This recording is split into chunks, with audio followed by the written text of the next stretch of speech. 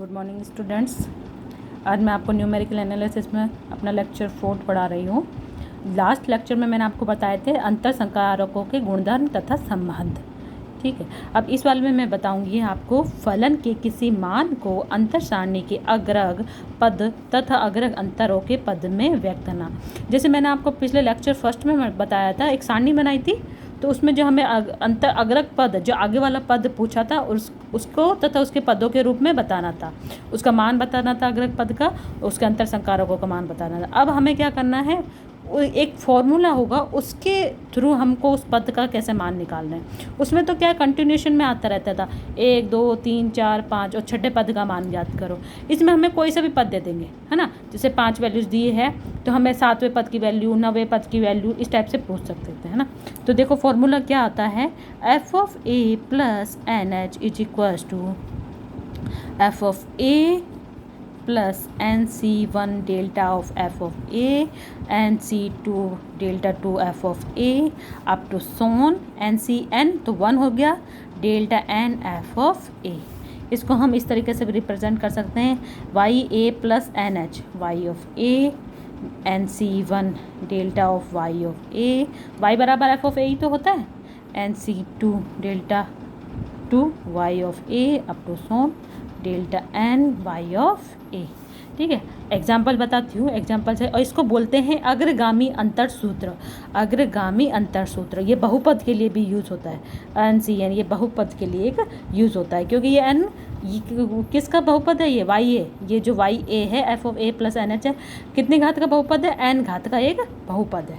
ठीक है, तो अब देखो एग्जाम्पल, एक शहर की जनसंख्या एक सारणी द्वारा दी गई, एक शहर की जनसंख्या दी है सारणी द्वारा, जो वर्ष, हाँ यहाँ जनसंख्या, ठीक है, यहाँ जनसंख्या, तो वर्ष हमें दे रखे हैं 1901, 1911, 1921 और 1931। उनमें हमको जनसंख्या लाखों में दी हुई है, 46 लाख, 66 लाख, 81 लाख, 93 लाख। अब हमें पूछा है, ये हमें दे दिए हैं सारे, अब हमसे पूछा है कि 1961 सन में कौन सा इसकी जनसंख्या क्या होगी। अब उसमें तो क्या होता था, जैसे हमको ऐसे दे देते थे 1901, 1911, 1921, 1931 और 1941 में निकालिए, तो उसमें हम सारणी बनाते थे, और जो डेल्टा 2 या डेल्टा 3 जो भी अचर पद आता था, उससे पीछे पीछे जाते जाते हम उसका मान निकाल लेते थे। अब हम इसमें सूत्र द्वारा मान निकालेंगे, है ना। तो सबसे सूत्र में हमको सब चीज़ें क्या चाहिए, डेल्टा ऑफ एफ भी चाहिए, डेल्टा 2 भी चाहिए, तो सारणी बना लेते हैं हम। सारणी बनाना मैंने आपको पहले ही बताया हुआ है। ठीक है, यहाँ क्या लिखेंगे हम, वर्ष। ठीक है, यहाँ क्या लिखेंगे हम, जनसंख्या, है ना, और यहाँ फिर डेल्टा ऑफ वाई या delta of F of A या delta 2 Y, delta 2 of F of A, delta 3 Y. ठीक है, वर्ष 1901, 1911, 1921, 1931। ठीक है, जनसंख्या 46, 66, 81, यही तो होता है, ये एक्स की वैल्यू होती है, ये वाई की वैल्यू होती है ना, 81 और 93, है ना।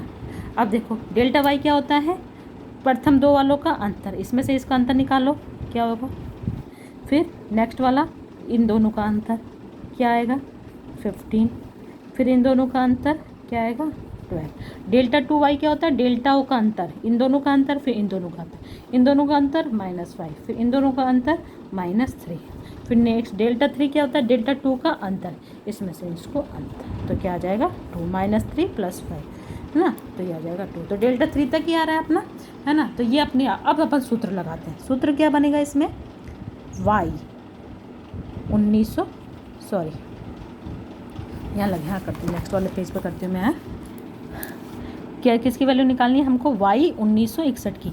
यहाँ वो वैल्यू लिखते हैं जिसकी वैल्यू निकालती है F of A plus N H, जो हमारा फॉर्मूला है, F of A N C one delta of F of A plus N C two delta 2 F of A plus N C 3 delta 3 F of ए।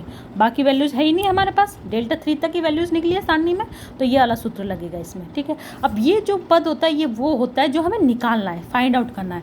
तो ए plus N H हमारा क्या है 1961, ये हमें निकालना है।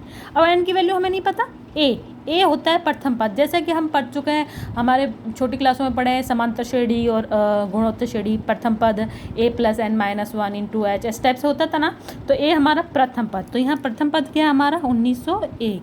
एन हमें मालूम नहीं है, एच क्या होता है अंतर का अंतराल।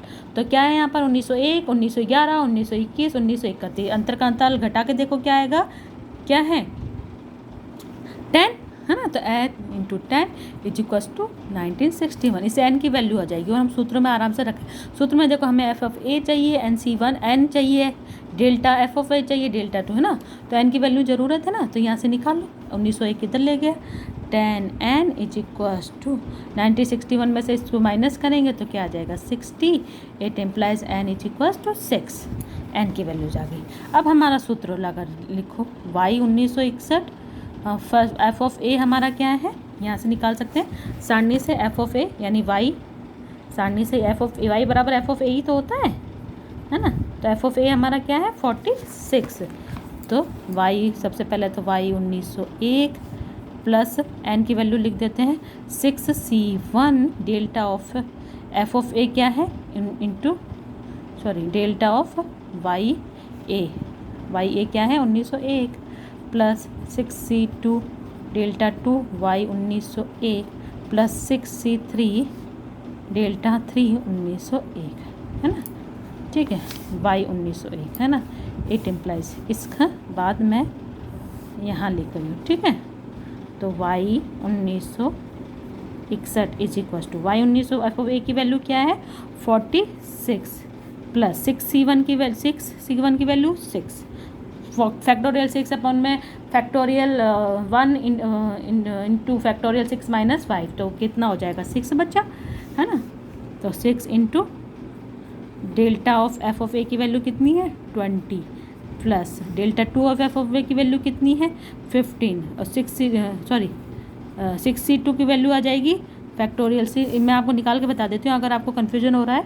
6c2 होता है फैक्टोरियल 6 अपॉन में फैक्टोरियल 2 फैक्टोरियल 6 - 2 फैक्टोरियल 4। तो आप इसको सॉल्व करोगे तो ये तो हो जाएगा 6 × 5 और फैक्टोरियल 4 से फैक्टोरियल को कट हो जाएगा, ये 2 से उठ जाएगा 15 आ जाएगा यहाँ पर है ना। तो 15 इंटू और डेल्टा टू ऑफ y 1901 की वैल्यू क्या है -5 प्लस 63 की वैल्यू आएगी 20 इंटू 2 डेल्टा 3 की वैल्यू। इसको सॉल्व करो तो आपकी पूरी सॉल्व करने पाएगी 131। तो 1961 में हमारी जनसंख्या कितनी होगी 131 लाख। तो हम ऐसे निकाल सकते हैं। पिछली बार हम सारणी में पीछे जाते जाते थे, पहले डेल्टा 3 की वैल्यू थी तो डेल्टा 2 पे आते थे, फिर डेल्टा पे आते थे। अब इसमें हमसे बहुत आगे वाले पद की पूछी, तो हम इस तरीके से ये सूत्र लगाएंगे और उसमें मान रख देंगे, ठीक है। अब नेक्स्ट वाले में जो आप टॉपिक है आप इसको करके देखिएगा। एक क्वेश्चन मैं आपको दूंगी, एक क्वेश्चन है आपका, आप अपनी बुक में देखिएगा। अंतर सारणी बनाकर अनुक्रम 0, 0, 2, 6, 12, 20 का 7वां पद निकालना है। तो वो आप इसी मेथड के अनुसार निकालिएगा जिसमें आपको a, h और n तीनों की वैल्यूज़ निकालनी है और इस सूत्र में पहले सारणी बनाइएगा फिर आप ये वैल्यूज़ रखिएगा।